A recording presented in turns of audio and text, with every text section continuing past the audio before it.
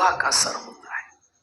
دعا مانگیے, دعا پڑھیے, دعا مانگنے کے آداب سیکھیے, اور دعا کس طریقے سے مانگنی چاہیے وہ سب تفصیلیں احادیث کے اندر ملیں گی.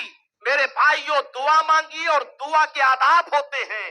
ایپلیکیشن آپ لکھتے ہیں D M S D M کو تو لکھتے ہیں نا مہودے, سیوا میں نویدن ہے, یہ سارے القاب اور الفاظ لکھتے ہیں.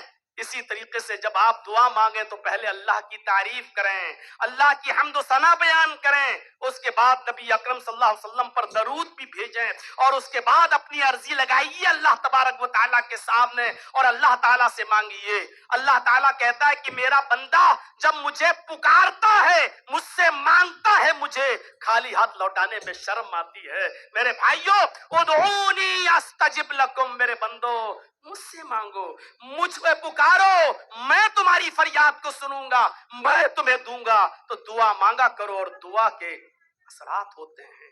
دعا حلال رزق حلال کھا کر مانگو, مال حرام کھاؤ.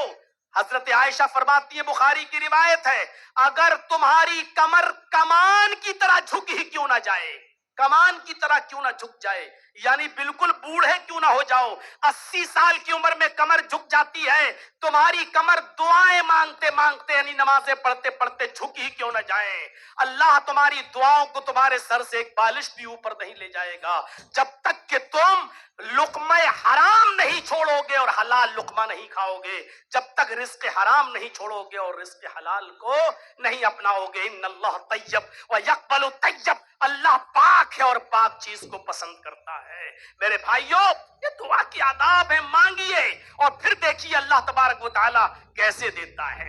میرے پیارے ساتھیو, تو موت تو ایک اٹل حقیقت ہے. دیکھیے حضرت ابو سلمہ کو موت آئی اور ام سلمہ نے صبر کیا, دعا مانگی اور اللہ نے اس سے بہتر بدل عطا فرمایا. معاملہ موت کا نہیں ہے, وہ تو سب کو, جس مذہب کے آدمی سے پوچھو وہ کہہ دے گا ایک دن مرنا ہے. سب کا معاملہ ہے مرنا ہے. ہم اور آپ بھی جانتے ہیں کہ ایک دن مرنا ہے. ایک مرتبہ انسان اللہ کی وحدانیت کا انکار تو کر سکتا ہے, لیکن بڑا سے بڑا ملحد اور بڑا سے بڑا کافر و مشرک موت کا انکار نہیں کر سکتا ہے. موت ایک اٹل حقیقت ہے جو ہر حال میں آ کر رہے گی. مسئلہ موت کا نہیں ہے, مسئلہ یہ ہے کہ موت کے جب آئے تو موت مومن کی نظر میں کیسی ہونی چاہیے, اور موت کے وقت مومن کے چہرے کے آثار کیسے ہونا چاہیے, موت کو قریب دیکھ کر مومن کے حالات کیسے ہونا چاہیے, یہ اصل چیز ہے. میرے پیارے ساتھیوں, موت تو سب کو آنی ہے. کسی کو بستروں پہ رگڑ رگڑ کے, ایڑیاں رگڑ رگڑ کے موت آ جاتی ہے, کوئی شاندار موت اور شیر کی موت مرتا ہے. میرے بھائیوں, مرتے سبھی ہیں, موت سبھی کو آنی ہے, موت سے ایسا ہی نہیں. اور یہ بھی آپ جانتے ہیں کہ اس کا ریموٹ کنٹرول اللہ کے ہاتھ میں ہے. دنیا کی کوئی طاقت ہمیں اور آپ کو اگر زندگی دینا چاہے اور اللہ بچانا چاہے, اللہ مارنا چاہے تو زندگی نہیں دے سکتی. اگر اللہ بچانا چاہے تو میرے بھائیوں موت نہیں دے سکتی ہے, اور اللہ موت دینا چاہے تو زندگی تو کوئی بچا نہیں سکتا. آپ وہ واقعہ اٹھائیے سن 1957 کا, 1957 کا واقعہ میں آپ کو بتاؤں. جب ایک انجن ریل چلتی تھی, ٹرین کوئلے والی, جس میں انجن کوئلے والا تھا, اور گورکھپور سے گونڈا اور گونڈا سے گورکھپور چھوٹی لائن چلا کرتی تھی, چھوٹی لائن. ایک ٹرین گورکھپور سے چلتی ہے اور وہ نوگڑھ, اور نوگڑھ سے بڑھنی, اور بڑھنی سے میرے بھائیوں بلرام پور کی طرف آگے بڑھ رہی ہے. اس ٹرین کا ڈرائیور ہے محمد قاسم. سن 1957 کی بات بتلا رہا ہوں, 1957 کی. اور جب یہ گاڑی چل رہی ہے بلرام پور کی طرف, اور بلرام پور سے پھر گونڈا آنا ہے, تو راستے میں کوا پور اسٹیشن کو کراس کرنے کے بعد پھر بلرام پور پڑے گا. اس طرف سے جب آئے گی تو راستے میں ایک ندی پڑتی ہے جس کا نام تھا راپتی ندی, جس کا نام ہے راپتی ندی. ٹرین کے ڈرائیور نے دیکھا کہ اس راپتی ندی پر جو ٹرین ہے چل رہی ہے, اس پر دونوں پٹریوں کے بیچ میں ایک 18-19 سال کی لڑکی بہت تیزی کے ساتھ دوڑتی چلی آ رہی ہے. وہ اس ٹرین کے سامنے سامنے چھلانگ لگا کر کودنا چاہتی ہے اور بالکل خودکشی کرنے کے ارادے سے آئی ہے۔ ٹرین کے ڈرائیور نے بریک لگائے، بڑے ہیوی بریک لگائے، اور جب تک ٹرین رکتی ہے وہ لڑکی ٹرین کی پٹری پر لیٹی ہوئی ہے، اس کا آدھا دھڑ ٹرین کی پٹری کے اس طرف ہے اور آدھا دھڑ اس طرف ہے۔ وہ چاہتی تھی کہ ٹرین کا پہیا میرے اوپر چڑھ جائے اور میں مر جاؤں، لیکن ٹرین کے ڈرائیور نے جب بریک لگائے تو اتنے ہیوی بریک تھے، اس کے اور لڑکی کے اور ٹرین کے پہیے کے درمیان صرف ایک بالشت کا فاصلہ رہ گیا، صرف ایک بالشت کا۔ ٹرین کا ڈرائیور جلدی سے اترتا ہے اور آ کر دیکھتا ہے، اتنے میں اور بھی سواریاں پیسنجر اتر کے دیکھنے لگتے ہیں۔ لڑکی کو اٹھاتا ہے اور ایک طرف رکھتا ہے، اس کو ہلاتا اور ڈلاتا ہے، لیکن لڑکی مر چکی، اس کا ہارٹ اٹیک ہو چکا ہے۔ محمد قاسم ڈرائیور کا کہنا ہے، اس نے کہا کہ میں نے اپنی 20 سالہ نوکری میں، 20 سالہ زندگی میں اتنے ہیوی بریک کبھی نہیں لگائے جتنا میں نے آج لگائے، اور اپنی کوشش کے مطابق میں نے بریک لگا کر ٹرین کو روکا بھی، اور میں اپنی کوشش کے مطابق کامیاب بھی ہوا۔ میں نے ٹرین کو روک بھی لیا، اس کے اور لڑکی کے درمیان ایک بالشت کا فاصلہ تھا، میں نے کوشش کی کہ اس لڑکی کو بچا لیا جائے، لیکن موت و زندگی کی بھاگ دوڑ تو اللہ کے ہاتھ میں ہے، ہمارے ہاتھ میں نہیں۔ ہم تو چاہتے تھے کہ بچا لیں، لیکن اس کے باوجود ہم نہیں بچا پائے، کیونکہ ٹرین کی پہیے کے چڑھنے سے پہلے لڑکی کو اٹیک آیا اور وہ ہارٹ اٹیک سے مر چکی ہے۔ تو میرے بھائیوں، اسی لیے اللہ کے نبی نے ہر فرض نماز کے بعد یہ دعا بتائی اور خود پڑھا کرتے تھے، اللہم لا مانع لما آتیت ولا معطی لما منعت ولا ينفع ذا الجد منک الجد۔ اس دعا کو اپنا وظیفہ بناؤ۔ اللہ ساری کائنات مل کر کچھ دینا چاہے اور اللہ نہ دینا چاہے تو ساری دنیا مل کر دے نہیں سکتی، اور اللہ اگر کسی کو کوئی چیز دے دے تو ساری دنیا مل کر چھیننا چاہے تو اس سے وہ چیز چھین نہیں سکتی۔ تو موت تو اٹل حقیقت ہے، مرنے کے بعد کی زندگی پر اختلافات ہو سکتے ہیں، لیکن موت پر کسی کا اختلاف نہیں ہے، اور مرنے کے بعد کی زندگی پر بھی کسی کا اختلاف نہیں ہے۔ یہ الگ بات ہے کہ ہمارے ہاں مرنے کے بعد انسان دوبارہ اپنی قبروں سے زندہ اٹھایا جائے گا، اور دوسرے مذہب میں یہ ہے کہ وہ اپنے عمل کے مطابق آواگمن میں جائے گا، کوئی بلی بنے گا، کوئی چوہا بنے گا، کوئی کتا بنے گا، اور بہرحال اس کو اس دنیا میں جو کچھ کرم کیے ہیں اس کی سزا اس دنیا میں اس کو ملے گی، اور 7 جون میں وہ تبدیل ہوگا۔ لیکن مرنے کے بعد کی زندگی میں بھی اختلاف نہیں ہے، پنرجنم ادھر بھی ہے کہ دوبارہ جنم، اور ادھر بھی ہے مرنے کے بعد دوبارہ زندگی۔ تو میرے بھائیوں، موت وہ ہے جو انسان کو جب آئے تو مرتے وقت اس کے چہرے پہ مسکراہٹ ہو، خوشی ہو، اور وہ یہ غم اور مایوس نہ ہو۔ یہ موت ہمیں اور آپ کو ایسی آنی چاہیے۔ شاید آپ کو یاد ہو، بخاری شریف پڑھیے اور کتاب الجنائز دیکھیے، اور کتاب الجنائز میں بھی وہ چیپٹر دیکھیے جو اللہ کے رسول صلی اللہ علیہ وسلم کی زندگی کے آخری حالات سے ہے۔ جب آپ کا آخری دن تھا، فجر اور ظہر کے درمیان اللہ کے نبی اس دار فانی سے کوچ کر گئے، حضرت فاطمہ آئی۔ روزانہ اللہ کے نبی اٹھتے تھے اور اپنی بیٹی فاطمہ کے سر کا بوسہ لیتے تھے، لیکن آج اللہ کے رسول صلی اللہ علیہ وسلم بستر پر لیٹے ہیں، اٹھ نہیں پا رہے ہیں۔ حضرت فاطمہ خود آتی ہیں اور اپنے باپ، اپنے ابو کی پیشانی کا بوسہ لیتی ہیں۔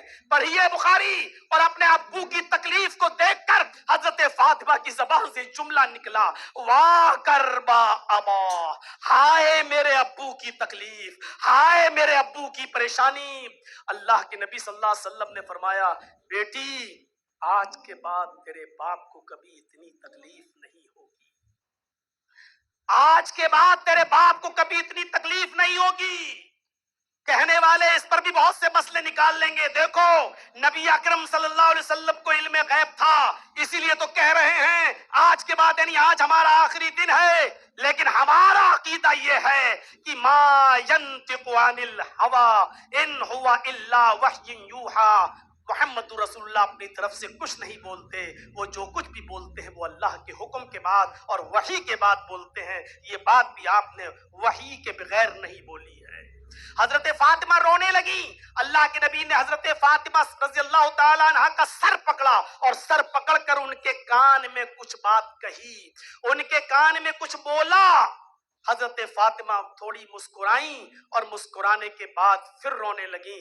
اللہ کے نبی نے ان کے کان کو دوبارہ پکڑا اور دوبارہ اپنے قریب کیا اور دوبارہ کان کو پکڑنے کے بعد قریب کیا اور قریب جانے کے بعد پھر کان میں کچھ کہا تو پھر مسکرانے لگیں. جب اللہ کے نبی صلی اللہ علیہ وسلم کی تجہیز و تکفین ہو گئی اور جب آپ کو دفنا دیا گیا تو ایک دن حضرت عائشہ صدیقہ رضی اللہ تعالی عنہا حضرت فاطمہ سے کہنے لگی, تمہیں میں واسطہ دیتی ہوں اس حق کا جو میرا تمہارے اوپر ہے, تم بتاؤ اللہ کے رسول نے تمہارے کان میں کیا کہا تھا. حضرت فاطمہ رضی اللہ تعالیٰ عنہ کہتی ہیں کہ آج تو بتا ہی دوں گی, اللہ کے رسول جب زندہ تھے تو جو راز مجھ سے شیئر کیا تھا وہ میں نہیں بتا سکتی تھی, وہ میں نہیں بتا سکتی تھی, لیکن اب اللہ کے نبی نہیں ہے اس دنیا میں, اس لیے اس راز کو میں بتا دیتی ہوں. پہلی مرتبہ جب کان پکڑا اور مجھے قریب کیا سر پکڑ کر تو میرے کان میں یہ فرمایا, فاطمہ تم مایوس کیوں ہوتی ہو, فاطمہ تم نراش کیوں ہوتی ہو, فاطمہ تم اداس کیوں ہوتی ہو. اللہ تعالیٰ نے فاطمہ سیدۃ نساء اہل الجنہ, اللہ تعالیٰ نے فاطمہ کو جنت کی تمام عورتوں کا سردار بنا دیا. اللہ تعالیٰ نے فاطمہ کو جنت کی تمام عورتوں کا سردار بنا دیا. جب میں نے یہ خوشخبری سنی تو مسکرائی, لیکن ابو کا غم پھر آیا کہ آج کے بعد تیرے باپ کو کبھی اتنی تکلیف نہیں ہوگی, یعنی آج کے بعد اللہ کے رسول میرے ابو اس دنیا کو چھوڑ کے چلے جائیں گے, آپ اللہ کو پیارے ہو جائیں گے. تو پھر میں رونے لگی تو اللہ کے نبی نے, میرے ابو نے میرے سر کو دوبارہ پکڑا اور فرمایا, فاطمہ تمہیں رونے کی ضرورت نہیں ہے, سنو میں تمہیں خوشخبری سناتا ہوں, میرے اہل بیت میں, میرے خاندان میں, میرے گھر والوں میں سب سے پہلے اگر کوئی مجھ سے ملاقات کرے گا تو وہ تم ہوگی. سب سے پہلے کوئی مجھ سے ملے گا تو تم, خاندان میں, اہل بیت میں, میرے گھر والوں میں سب سے پہلے اگر مجھ سے کوئی ملے گا تو تم ہوگی. تو حضرت فاطمہ کہتی ہے, جب میں نے سنا تو میرے چہرے پہ مسکراہٹ آ گئی. بخاری کی روایت, جب میرے ابو نے کہا کہ تم سب سے پہلے مجھ سے ملو گی تو میرے چہرے پہ مسکراہٹ آ گئی. یہ مومن کی نگاہ میں موت کی یہ حیثیت ہوتی ہے کہ وہ موت کو اپنے قریب دیکھتا ہے, اپنے قریب دیکھتا ہے تو وہ اپنے رب سے ملاقات کا شوقین ہوتا ہے. اس کے چہرے پہ پس مردگی نہیں ہوتی ہے, وہ یہ سوچتا ہے کہ جو ہم نے نیک اعمال کیے ہیں انشاءاللہ میرا رب ان اعمال کو قبول کر کے, میرا رب سے ملاقات کا وقت قریب ہے اور انشاءاللہ میں اللہ سے اچھی امید لے کر اس دنیا سے جا رہا ہوں. میرے پیارے ساتھیوں, تاریخ خطیب بغدادی میں ایسے ایسے واقعات آپ کو ملیں گے کہ کسی کا انتقال ہو رہا ہے, اس کی بہن رو رہی ہے, وہ کہہ رہا کیوں رو رہی ہو, کہا آپ کا آخری وقت ہے, اس مرض میں کوئی بچتا نہیں ہے. تو فرمایا رونے کی ضرورت نہیں ہے میری بہن, میں تھرڈ کلاس کی زندگی سے فرسٹ کلاس کی زندگی کی طرف جا رہا ہوں. یہ تھرڈ کلاس کی زندگی سے فرسٹ کلاس کی زندگی کی طرف جا رہا ہوں. میں نے جو اعمال کیے, جو نیک اور اچھے عمل کیے, مجھے ان اچھے عملوں سے امید ہے کہ انشاءاللہ میرا رب میرے ساتھ خیر کا معاملہ فرمائے گا. وہ احتساب اپنا محاسبہ کیا کرتے تھے, وہ دیکھا کرتے تھے صبح سے شام تک ہم نے کتنی نیکیاں کی ہیں, ہم سے کتنے گناہ ہوئے ہیں. دوسرے دن گناہ کو کم کرنے کی کوشش کرتے تھے اور نیکیوں میں آگے بڑھنے کی. وہ اپنا محاسبہ کیا کرتے تھے, اپنا احتساب نفس کیا کرتے تھے, وہ اپنا حساب لیا کرتے تھے. ہم اور آپ اپنا حساب نہیں لیتے ہیں. رات میں جب بستر پہ سویا کرو تو اپنا محاسبہ کیا کرو کہ آج ہم نے کتنی نیکیاں کی اور کتنے گناہ کیے. اور عبداللہ ابن عمر کی اس روایت کو اپنے سامنے رکھیے کہ اللہ کے نبی نے ان کے مونڈھوں کو اور کاندھے کو پکڑ کے کہا تھا, کن فی الدنیا کأنک غریب او عابر سبیل, اے عبداللہ اس دنیا میں اجنبی یا مسافر کی طرح رہو. اور اذا اصبحت فلا تنتظر المساء واذا امسیت فلا تنتظر الصباح, جب شام ہو جائے تو صبح کا اور جب صبح ہو جائے تو شام کا انتظار مت کیا کرو, پتہ نہیں تمہیں صبح میں یا شام میں مردوں میں لکھا جائے یا زندوں میں لکھا جائے. تو حضرت فاطمہ کے چہرے کی مسکراہٹ بتلا رہی ہے کہ مومن, حقیقت میں جو مومن ہوگا, جس کے اندر پکا ایمان ہوگا, وہ آدمی کبھی بھی موت کے وقت پریشان نہیں ہوگا, اس کے چہرے پہ مسکراہٹ ہوگی. میں یہ نہیں کہہ رہا ہوں کہ موت کی تمنا کرو اور موت کی دعا مانگو، نہ موت کی تمنا کرنا جائز ہے، نہ موت کی دعا مانگنا جائز ہے۔ میرے بھائیوں، بہت زیادہ ضروری ہو، پریشانیاں اور آفتیں ہوں اور آپ یہ چاہتے ہو کہ اب میرا مر جانا ہی بہتر ہے، تو ایسی کنڈیشن میں آپ یہ دعا کر سکتے ہو کہ اللہم احینی ما کانت الحیات خیرا لی، اے اللہ مجھے اس وقت تک زندہ رکھ جب تک زندہ رہنا میرے حق میں بہتر ہو، وتوفنی ما کانت الوفات خیرا لی، اور مجھے موت دے اس وقت جب میرا مرنا بہتر ہو۔ یہ تو بہتر جانتا ہے کہ میرا مرنا کب میرے لیے بہتر ہے، تو مجھے اس وقت موت دے جب مرنا میرے لیے بہتر ہو۔ لیکن موت کی دعا نہیں کر سکتے ہو کہ اللہ مجھے شام کو اٹھا لے، اللہ مجھے صبح موت دے دے، اللہ مجھے ابھی موت دے دے، اللہ اس بیماری سے تو اچھا ہے کہ میں مر جاؤں، اے اللہ تڑپ تڑپ کے مر رہا ہوں، اس سے تو بہتر ہے کہ تو مجھے ابھی اٹھا لے۔ میرے بھائیو، اس طریقے کی دعائیں نہیں کی جا سکتی ہیں۔ آئیے ایک اور واقعے کی طرف میں آپ کو لے کے چلتا ہوں۔ نبی اکرم صلی اللہ علیہ وسلم کا یہی حال، مرض الموت کا زمانہ ہے، آپ آخری بیماری میں ہیں۔ یہ تو آخری دن کی حالت میں نے بتائی تھی گھر کی، لیکن جب آپ 14 دن، تقریباً 13 دن یا 14 دن آپ بیماری میں مبتلا رہے، ان دنوں میں ایک دن اللہ کے نبی کی ساری بیویاں نبی اکرم کے پاس بیٹھی ہوئی تھیں، اور ساری بیویوں نے آپ کو اجازت دے دی کہ اب آپ جس کے گھر رہنا چاہیں، جس کے حجرے میں رہنا چاہیں رہیں، کیونکہ اب تو آپ آنا جانا بڑا دشوار ہے۔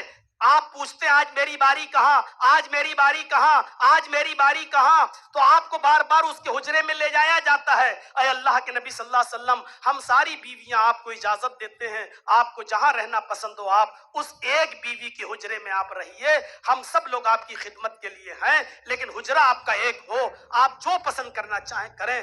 آپ نے حضرت عائشہ رضی اللہ تعالیٰ عنہ کا حجرہ پسند کیا، اسی حجرے میں ساری بیویاں بیٹھی ہوئی ہیں۔ بخاری کی روایت، حضرت عائشہ نے پوچھ لیا، اے اللہ کے رسول، آج ساری بیویاں آپ کی موجود ہیں، آپ کی ان بیویوں میں سے سب سے پہلے آپ سے کون ملے گا؟ آپ کی ہم اتنی بیویاں جو بیٹھی ہوئی ہیں، ان عورتوں میں سب سے پہلے آپ سے کون ملے گا؟ اشارہ کس بیوی کا انتقال سب سے پہلے ہوگا؟ آپ کے اس دنیا سے رخصت ہو جانے کے بعد آپ سے سب سے پہلے کون سی بیوی ملے گی؟ نبی اکرم صلی اللہ علیہ وسلم نے ساری بیویوں کو دیکھا، اور دیکھنے کے بعد آپ نے جو شارٹ کٹ میں جواب دیا اس کو امام بخاری نقل کرتے ہیں، اطولکن یدن، تم عورتوں میں سب سے پہلے مجھ سے وہ میری بیوی ملے گی جس کے ہاتھ سب سے زیادہ لمبے ہوں گے۔ شارٹ میں کہہ دیا اور کسی کا نام بھی نہیں لیا۔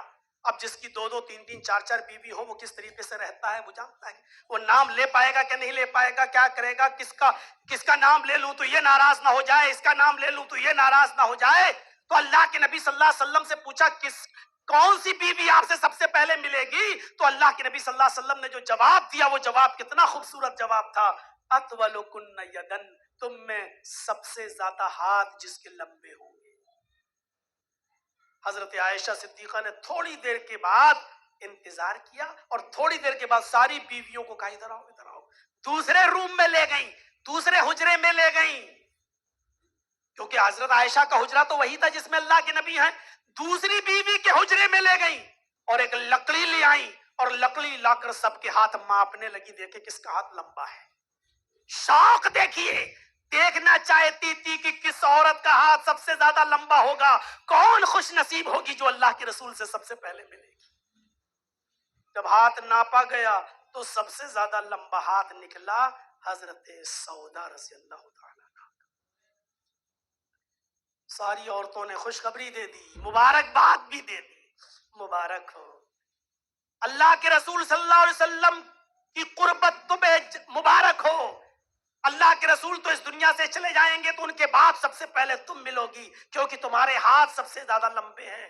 اور حضرت سودا کہتی ہیں جب میں نے دیکھا کہ میرے ہاتھ سب سے زیادہ لمبے تو سودا کے چہرے پر بھی مسکراہٹ آ گئی، یعنی میں اپنے شوہر سے سب سے پہلے ملوں گی، یہ شرف ساری بیویوں میں سب سے پہلے مجھے ملے گا۔ یعنی بس مردہ نہیں ہے چہرہ، لو ہم سب سے پہلے چلے جائیں گے، ہم اس دنیا سے رخصت ہو جائیں گے، سب سے پہلے میرا ہی نمبر آئے گا، نہیں، چہرے پہ مسکراہٹ آ رہی ہے۔ لیکن ہوتا کیا ہے؟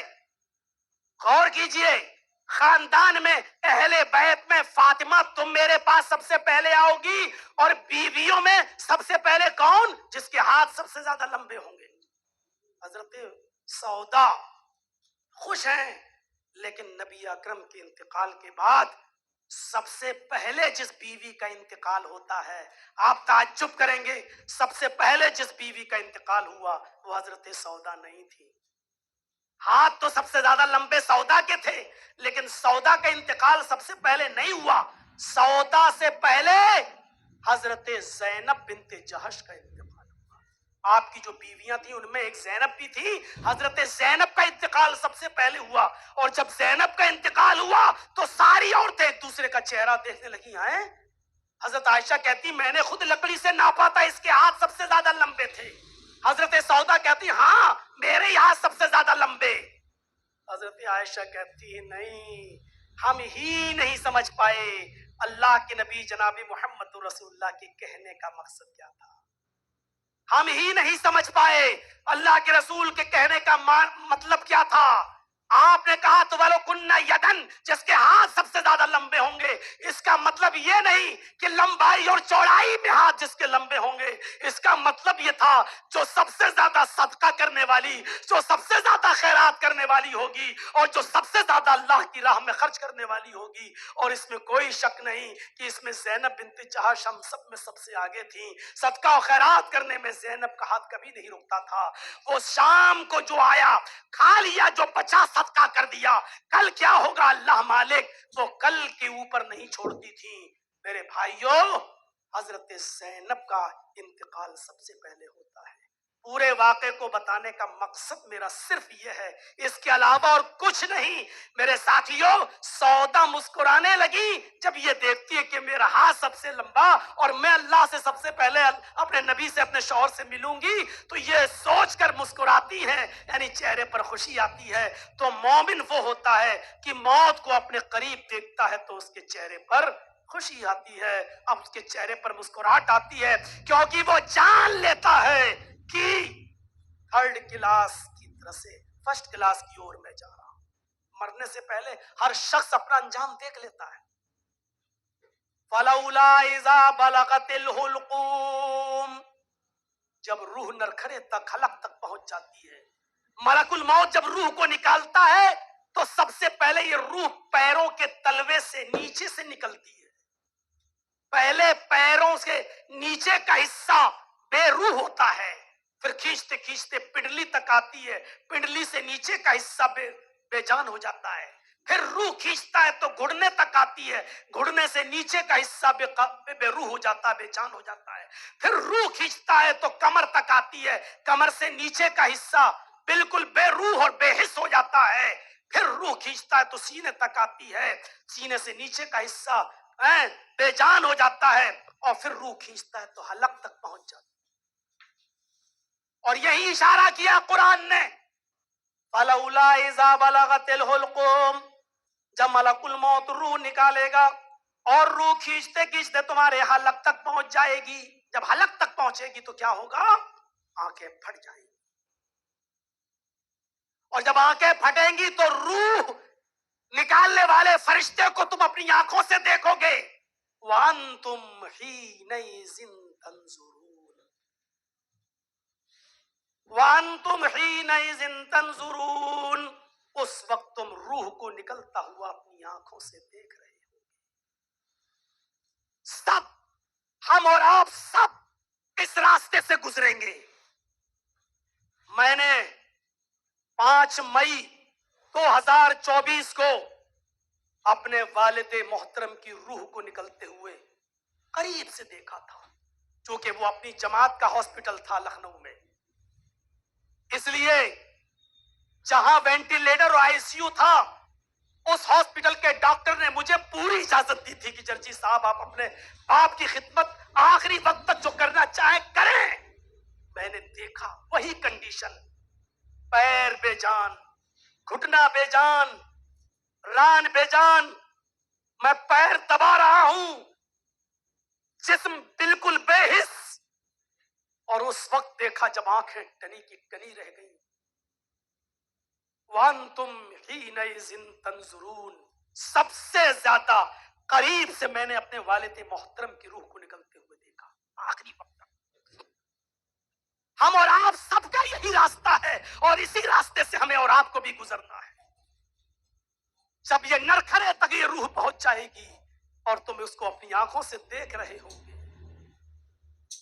وَنَحْنُ أَقْرَبُ إِلَيْهِ مِنْكُمْ وَلَكِنْ لَا تُبْصِرُونَ، اس وقت جتنا ہم تمہارے قریب ہوتے ہیں اتنا کوئی دوسرا نہیں ہوتا، لیکن تمہاری آنکھیں مجھے دیکھ نہیں پاتی۔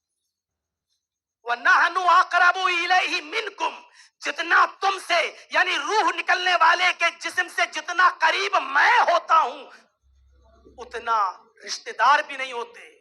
اس وقت اللہ جتنا قریب ہوتا ہے کوئی نہیں ہوتا، اور اللہ کہہ رہا ہے ہماری قربت بہت قریب ہوتی ہے، وَلَٰكِن لَا تُبْصِرُونَ، لیکن تمہاری آنکھوں میں اتنی طاقت نہیں جو میرا دیدار کر سکو اور مجھے دیکھ سکو۔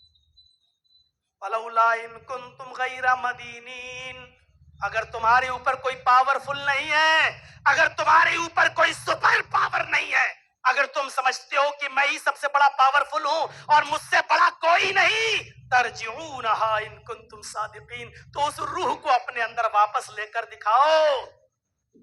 آئیں، انڈیا کو چلایا، پاکستان کو چلایا، بنگلہ دیش کو چلایا، مصر کو چلایا، کویت چلایا، سعودیہ چلا، بڑے بڑے ملکوں کے بادشاہ رہے ہو، تمہارے ایک حکم سے زلزلے آ جایا کرتے تھے ایوانوں میں۔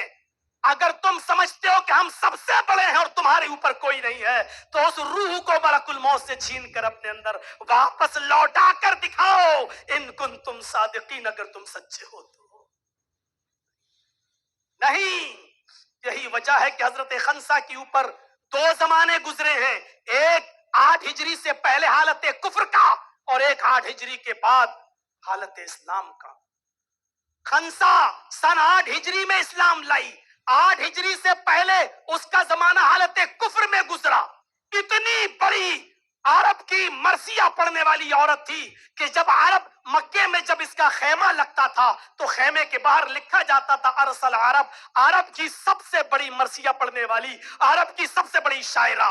لیکن حالت کفر میں اس کے 2 بھائی تھے، ایک کا نام تھا معاویہ اور ایک کا نام تھا صخر۔ معاویہ قتل کر دیا گیا، معاویہ کی جدائی میں روتی رہی۔ صخر اپنے بھائی کا بدلہ لینا چاہتا تھا لیکن جلد بازی کر گیا، لوگ ہوشیار تھے، لہذا خنسا کے دوسرے بھائی صخر کو بھی موقع پا کر مار دیا۔ 8 ہجری سے پہلے یہی خنسا اپنے بھائی صخر کی یاد میں پاگل تھی، دیوانی تھی، اڑتی بیٹھتی لیٹتی سوتی جاگتی ایک ہی شعر پڑھتی رہتی تھی، اور اپنے بھائی صخر کو کچھ اس طریقے سے یاد کرتی تھی، یذکرونی طلوع الشمس صخرا واذکرہ لکل غروب شمس، ہر سورج کا طلوع ہونا مجھے صخر کی یاد دلا دیتا ہے، واذکرہ لکل غروب شمس، اور ہر سورج کا غروب ہونا مجھے صخر کی یاد دلا دیتا ہے۔ یعنی آئے سورج تو کیوں نکلتا ہے؟ جب بھی تو نکلتا ہے مجھے میرے بھائی صخر کی یاد آ جاتی ہے۔ آئے سورج تو کیوں چھپتا ہے؟ جب بھی تو چھپتا ہے تو مجھے میرے صخر کی یاد آ جاتی ہے۔ آئے رات تو کیوں آتی ہے؟ جب بھی تو آتی ہے اور میں بستر پہ لیٹنے جاتی ہوں تو مجھے میرے بھائی صخر کی یاد آ جاتی ہے۔ یعنی رات اور دن میں صخر کو یاد کرتی ہوں۔ 8 ہجری سے پہلے خنسا کا یہ حال تھا، لیکن جب 8 ہجری کے بعد اسلام لائی اور سن 16 ہجری میں جب عمر فاروق کے زمانے میں جنگ قادسیہ ہوئی تو اس نے اپنے 4 بیٹوں کو جنگ قادسیہ میں بھیجا، اور جنگ قادسیہ میں بھیجتے ہوئے نصیحت کی، آئے میرے بیٹو، جس طریقے سے تمہارا باپ ایک ہے، جس طریقے سے تمہاری ماں ایک ہے، اسی طریقے سے تمہارا باپ بھی ایک تھا۔ اللہ کی قسم میں نے تمہارے باپ کی امانت میں کوئی خیانت نہیں کی ہے، میں نے تمہاری اچھی تربیت کے لیے دوسری شادی بھی نہیں کی ہے۔ اے میرے بیٹو، اسلام لانے کے بعد یہ زندگی ہماری زندگی نہیں رہی ہے۔ دیکھو، جنگ کے اندر محمد کا پرچم جھکنے نہ پائے، گرنے نہ پائے، ایک بیٹا لڑے، شہید ہو جائے تو دوسرا جائے، دوسرا قتل ہو جائے تو تیسرا، اور تیسرا بھی شہید ہو جائے تو چوتھا۔ آئے میرے بیٹو، میدان جنگ میں ہم کو یہ خبر ملنی چاہیے کہ تیر میرے بیٹوں نے اپنے سینوں پر کھائے ہیں، پیٹھ پر تیر نہیں کھایا ہے۔